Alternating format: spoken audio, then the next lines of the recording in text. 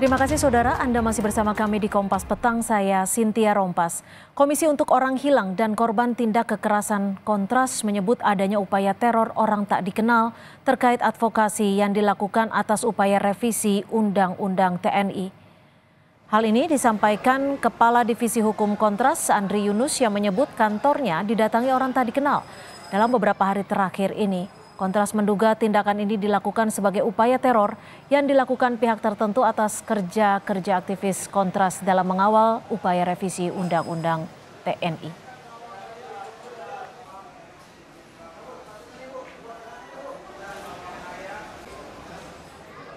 Upaya teror terhadap kerja-kerja yang kami duga berkaitan dengan advokasi revisi Undang-Undang TNI itu diawali sejak hari hari Jumat kemarin dengan ditandai ada orang tidak dikenal di siang hari, kemudian menggeber-geber motor di depan kantor kami. Oke, kemudian, itu berarti hingga dini hari ya Mas ya? Kemudian, ya betul Mbak, hingga besoknya kantor kami didatangi oleh 3 orang yang mengaku-ngaku sebagai media ingin bertemu, tapi kemudian tidak menjelaskan dari mana dan apa nama medianya. Dan 3 orang tidak dikenal tersebut datang pada tengah malam, yang menurut kami ini tidak tidak patut begitu ya, dan tidak melakukan janjian terlebih dahulu terhadap kami. Selain itu juga kami ditelepon oleh nomor tidak dikenal. Sebelumnya, Koalisi Masyarakat Sipil untuk Reformasi Sektor Keamanan menggedor pintu rapat Panja RUU TNI yang digelar di Hotel Fairmont, Jakarta. Dengan membawa poster, 3 orang aktivis mendesak masuk sambil menyampaikan kritik terhadap anggota DPR yang sedang rapat dan digelar tertutup.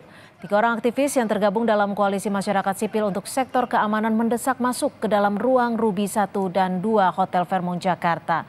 Saat rapat Panja RUU TNI digelar pada Sabtu kemarin, Andri yang merupakan aktivis Kontras masuk ke dalam ruangan sambil meneriakkan kritikannya. Ia juga meminta agar pembahasan RUU TNI dihentikan karena dinilai tidak sesuai dengan proses legislasi.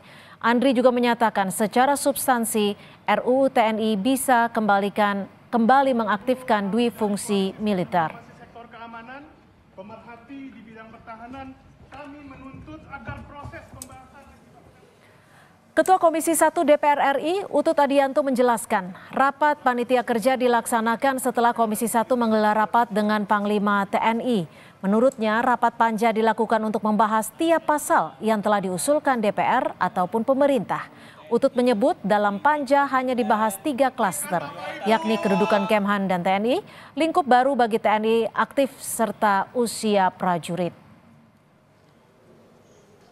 Setelah itu kan panja. Apa panja? Supaya juga dipahami panja itu bahas pasal per pasal, baik yang tetap, yang usul DPR maupun usulan pemerintah. Kalau ditanya klasternya 3, soal kedudukan Kemhan dan TNI, kemudian soal lingkup baru yang TNI boleh tetap aktif, terus yang terakhir soal usia prajurit. Aktivis Kontras menyebut ada teror yang ditujukan ke kantor Kontras dalam 2 hari terakhir. Benarkah teror ini terkait dengan upaya Kontras yang menggeruduk rapat DPR di Hotel Fairmont, Jakarta? Kita akan membahasnya bersama Muhammad Isnur, Ketua Yayasan Lembaga Bantuan Hukum Indonesia, dan juga Pak Yusuf Warsim dari anggota atau komisioner Kompolnas. Selamat petang Pak Yusuf, Pak Isnur, terima kasih sudah bergabung bersama kami di Kompas Petang. Selamat sore, Cynthia. Ya, saya akan ke Mas Isnur dulu. Mas Isnur, kalau Anda melihatnya, jika memang betul ada teror yang ditujukan kepada Kontras, apakah ini berkaitan dengan upaya dari Kontras yang menginginkan agar RUU TNI ini diundur? Iya, pertama ini bukan cuma Kontras Mbak, tapi banyak sekali puluhan lembaga masyarakat sipil, termasuk di dalamnya YLBHI. Jadi ini kerja-kerja masyarakat sipil yang mengingatkan pemerintah untuk membahas dengan cara yang baik, tidak ugal-ugalan, apalagi ini berpotensi berbahaya kepada seni-seni demokrasi. Nah, terkait peristiwa-peristiwa yang terjadi semalam ya, dari kemarin sore sampai tadi dini hari, itu kami melihatnya bagian yang secara langsung ya, Karena kenapa? Pertama, ketika terjadi peristiwa di hotel, itu langsung terjadi dorongan-dorongan, terjadi pengusiran, terjadi pelarangan masuk yang lebih lanjut di hotel itu. Yang kedua, teman-teman itu kemudian tidak boleh masuk lagi karena sekarang dijaga oleh Panser ya di depan hotel. Penjagaan hotel tapi oleh Panser TNI gitu. Yang ketiga, yang berjaga atau mendatangi atau kemudian mencoba kasih pesan ya dengan bolak-balik menggaungkan motor sampai mencoba telepon juga bagian dari yang secara langsung diterima oleh teman-teman Kontras.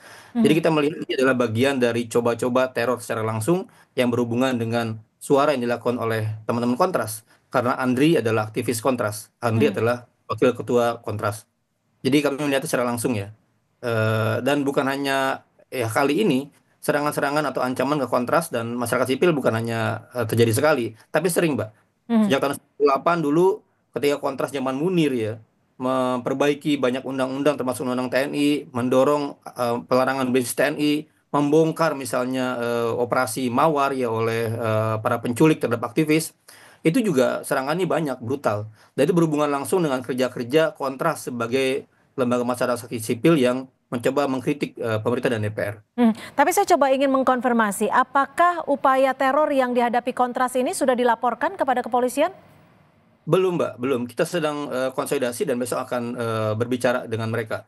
Karena yang kita lihat kan sebenarnya bukan rangkaian terornya, Mbak. Tapi yang terpenting adalah bagaimana kita melihat proses undang-undang dibahas dengan tidak baik ya. Bahkan bahasanya Kika itu dengan kejahatan legislasi gitu. Berulang kali kita melihat pembahasan dilakukan dengan tertutup. Dulu Undang-Undang Cipta Kerja, revisi Undang-Undang KPK, ini mengulang yang sama.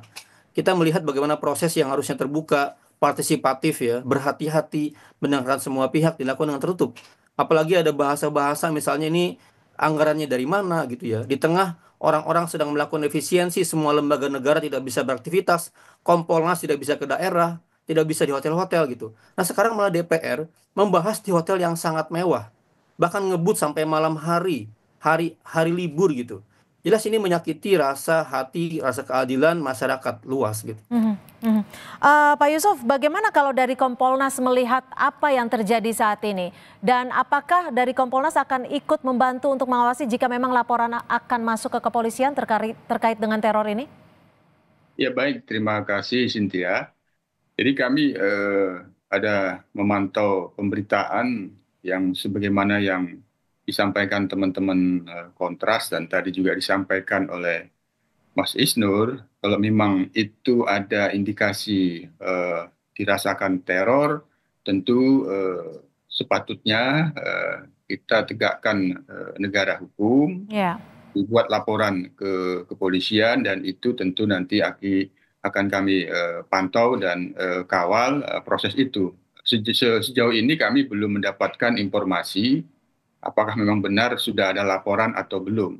Tapi informasi yang kami terima saat ini sepertinya belum ada laporan, masih ada dalam proses pemerintahan di teror akan membuat laporan rencananya seperti itu, tapi dalam pantauan hingga saat ini belum ada informasi yang kami terima akan ada laporan yang sudah ada laporan atau belum, itu yang belum bisa kita terima. Jadi artinya jika memang laporan itu belum masuk, belum diterima oleh kepolisian seperti yang dikatakan Pak Isnur, artinya tidak akan bisa dilakukan proses apapun? Karena ini kemarin ada dalam pemberitaan tadi pagi, kemarin kan soal peristiwa ada rapat yang di hotel. Tadi pagi menyampaikan teman-teman Kontras itu ada di teror, tentu kami juga informasi ini kami teruskan ke pihak kepolisian untuk dimonitor lebih lanjut, barangkali akan ada laporan polisi sehingga bisa dipantau. Kami rasa ya karena kita negara hukum ya tentu kami menyarankan akan lebih bagus adanya laporan polisi yang dialami oleh teman-teman Kontras yang itu indikasi mengalami teror. Itu sebaiknya seperti itu, Cynthia. Oke, Mas Isnur, kalau dari cerita teman-teman Kontras sendiri, bentuk terornya seperti apa sih? Apakah memang ada kalimat tertentu yang berkaitan dengan RUU TNI atau seperti apa? Ya, pertama tindakannya mereka ini datang di kantor di depan nunggu semalaman terus bergantian kemudian mencoba pengen masuk gitu, Terus lalu lalang mobil juga parkir di depan kantor. Mereka juga membunyikan kendaraan dengan sangat sering semalaman. Terus mereka juga coba telepon berulang-ulang ya. Dan ketika dicoba get kontak itu berhubungan dengan namanya diduga ya, makanya karena get kontak ya diduga dia bertugas di salah satu institusi gitu. Dalam artian ini adalah upaya-upaya yang sebenarnya lama sekali, praktik yang dilakukan ya, semacam operasi-operasi yang dilakukan untuk mengirimkan pesan bahwa kami atau Anda, kami sedang mencoba jangan macam-macam dengan kami, kira-kira gitu. Nah ini pertama menurut saya ini, pertama menurut saya gini, kalau emang itu ada dari institusi manapun harusnya dia ditarik. Jangan kemudian berikan kesan seperti ini. Ini belum jadi apa saja udah ngirim pesan seperti ini gitu. Yang Kalau kedua, Anda menyebutkan ini sudah berlangsung beberapa lama, artinya tidak ada keterkaitannya ketika teman-teman dari Kontras melakukan apa bisa dikatakan penggerudukan di Hotel Fairmont hari Sabtu lalu? malam sangat berhubungan, Mbak. Tetapi kan ancaman kepada Kontras, ancaman kepada YLBHI ini kan bukannya sekali ini. Reaksinya cepat biasanya, berhubungan dengan peristiwa apa. Kalau yang semalam orang nungguin, orang datang, menyuarakan, orang coba telepon gitu, itu jelas berhubungan langsung dengan tindakan kemarin di Hotel Fairmont gitu. Itu jelas sekali, sangat hubungannya langsung ke sana gitu. Oke, Pak Yusuf, kalau dari Kompolnas melihatnya bagaimana? Apakah ada indikasi dari keterlibatan institusi tertentu terkait dengan teror yang diterima oleh teman-teman Kontras? Tentu kami sebagai pengawas kepolisian tidak bisa masuk ke apa yang Mbak Cynthia tanyakan. Namun sekali lagi, ya apabila memang dari pihak Kontras seperti biasa lah, kan seperti biasa namanya di kantor itu ada sesuatu yang janggal, tidak pasti ketahuan gitu. Sepertinya saya menilai ini dari apa yang diberitakan dan yang disampaikan teman-teman Kontras ini, sehingga bisa menyimpulkan bahwa ini indikasi teror. Diindikasikan ya karena sesuatu yang janggal yang tidak seperti biasa. Nah, jadi sesuatu yang janggal yang tidak seperti biasa itu tentu ada kontekstualitasnya. Kontekstualitasnya teman-teman Kontras bersama Koalisi Masyarakat Sipil sedang mengawal satu pembahasan RUU tertentu, sehingga ini kontekstualnya. Artinya teman-teman masyarakat sipil termasuk Kontras tidak bisa memisahkan itu, sehingga peristiwa yang janggal ini menurut kami apabila memang ada indikasi teror sebaiknya dibuat laporan agar kepolisian punya dasar yang kuat untuk menindaklanjutinya, dan kami sebagai pengawas tentu akan mengawasi, memantau prosesnya nanti. Ya, itulah negara hukum ini sebagaimana mestinya. Itu Mbak. Mas Isnur, kalau dari pengakuan teman-teman Kontras, Mas Isnur sempat memastikan juga ada tidak rekaman CCTV terkait dengan teror ini? Ada Mbak. Foto-fotonya ada, CCTV-nya ada juga. Direkam semua.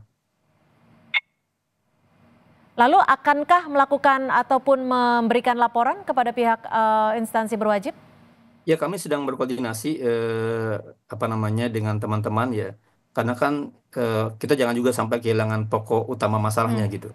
Apa itu masalahnya adalah pembahasan RUU yang dilakukan dengan kebut-kebutan ugal-ugalan itu gitu. Dan penuh dengan masalah di substansinya, mengancam demokrasi.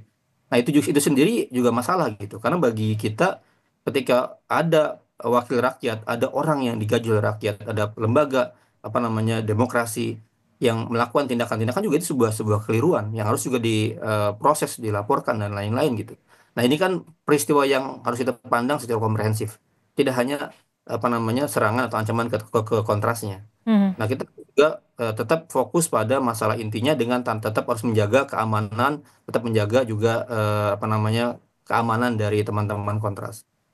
Akankah ada tindakan atau antisipasi ataupun preventif agar teror ini tidak lagi terjadi dari teman-teman YLBHI maupun dari teman-teman Kontras? Itu jelas sekarang juga terornya bukan hanya fisik, Mbak, tapi juga teror hukum. Karena sekarang ada pelaporan resmi, kami sudah terima laporan nomor laporan polisinya. Itu buat kita juga bagian pembungkaman. Orang berekspresi, orang mengingatkan, orang datang kepada rapat negara ya, rapat pemerintahan, rapat wakil rakyat, kan bagian dari kritik gitu. Nah, sekarang ada upaya pembungkaman pelaporan oleh seorang satpam gitu. dia dianggap mengganggu, dianggap mengancam. Pertanyaan kerugiannya apa satpam ini gitu. Ya. Justru yang harus diingatkan adalah kenapa rapatnya di hotel gitu. Nah itu juga ancaman yang menurut saya Kompolnas harus mengawal, jangan sampai upaya pemidanaan ini terus berlanjut. Jangan sampai upaya pembungkaman masyarakat menjadi takut berbicara, takut mengkritik, takut bersuara, takut bergerak gitu. Itu sendiri kita mohon Kompolnas untuk menjaga agar berlanjut ya. Baik, Pak Yusuf, terakhir apa saran ataupun masukan mungkin yang bisa disampaikan dari Kompolnas terkait dengan aksi teror ini? Ya tadi kembali seperti yang saya sampaikan di awal, dirasa ada sesuatu yang janggal tidak seperti biasa, yang kemudian diindikasikan sebagai teror, apalagi kalau memang sudah ada cukup merekam apa yang dirasa indikasi teror itu, sebaiknya dibuat laporan kepolisian. Sehingga ini kita akan pantau dan awasi prosesnya. Itu Mbak Cynthia. Baik, terima kasih Pak Yusuf Warshim dan juga Mas Muhammad Isnur sudah berbagi perspektif di Kompas Petang sore hari ini. Selamat sore. Selamat sore.